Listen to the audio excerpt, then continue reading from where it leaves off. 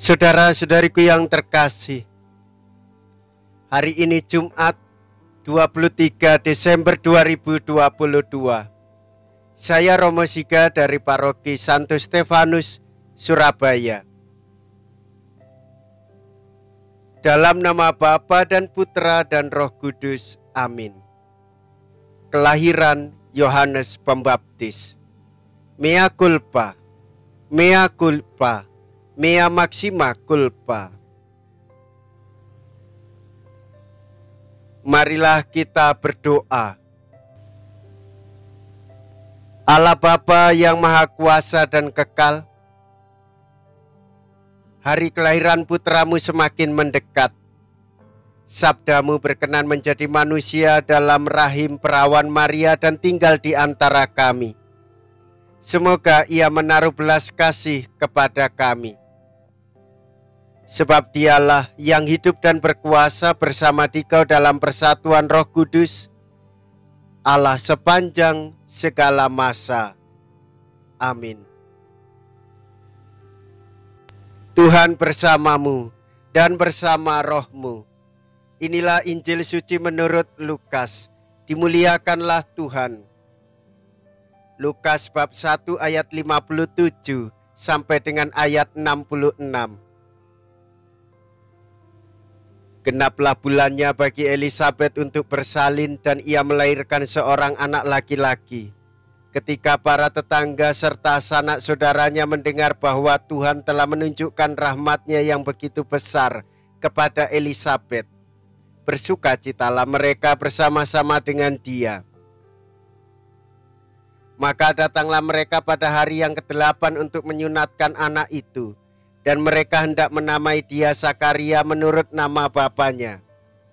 Tetapi Elisabet ibunya berkata, "Jangan, dia harus dinamai Yohanes." Kata mereka kepadanya, "Tidak ada di antara sanak saudaramu yang bernama demikian."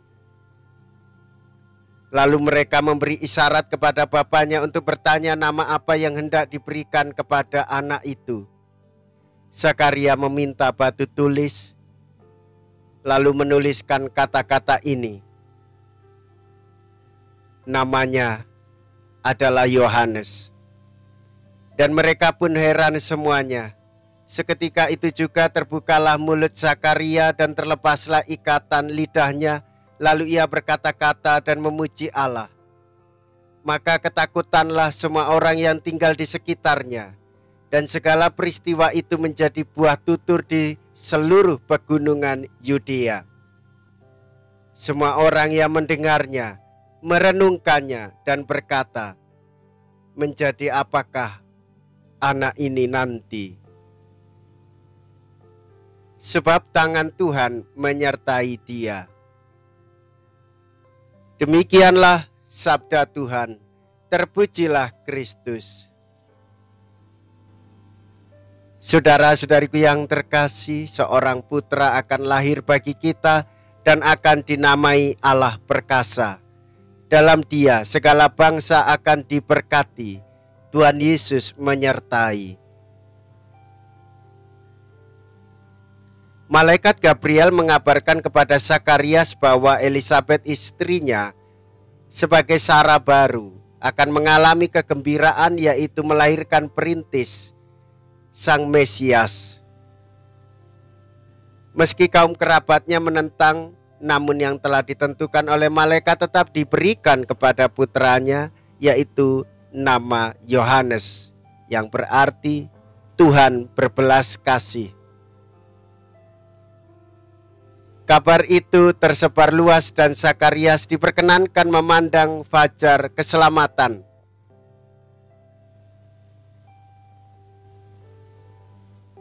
Saudara-saudariku yang terkasih, Yohanes Pembaptis adalah perintis jalan Tuhan kita Yesus Kristus. Bukankah selayaknya pada hari-hari terakhir, pada masa Advent, kita kenang kembali kelahirannya? Sebuah nubuat Nabi Maliaki membicarakan seorang utusan yang ditugasi menyiapkan jalan. Kejadian-kejadian sekitar kelahiran Yohanes nyata namun ajaib juga akan menjadi apakah anak ini kelak, sebab tangan Tuhan menyertai dia. Peristiwa kelahiran Yohanes Pembaptis membuka jalan pertobatan bagi kita supaya kita semakin dekat dengan Tuhan. Dan kita, Bapak, Ibu, Saudara-saudari, dipersiapkan untuk menyambut kedatangannya di masa Advent ini dengan mempersiapkan diri dalam pertobatan batin guna merayakan persiapan lebih matang supaya mampu bersukacita pada hari Raya Natal. Marilah kita berdoa. Allah Bapa sumber kedamaian, berikanlah damai-Mu kepada kami yang sudah Kau segarkan dengan sakramen-Mu. Semoga kami layak menyongsong kedatangan Putra-Mu dengan pelita bernyala. Dengan pengantaraan Kristus Tuhan kami. Amin. Tuhan beserta kita, sekarang dan selama-lamanya. Semoga Allah yang Maha Kuasa memberkati saudara sekalian, Bapa dan Putra dan Roh Kudus. Amin. Saudara-saudariku yang terkasih, pergilah, ibadat sabda sudah selesai. Syukur kepada Allah.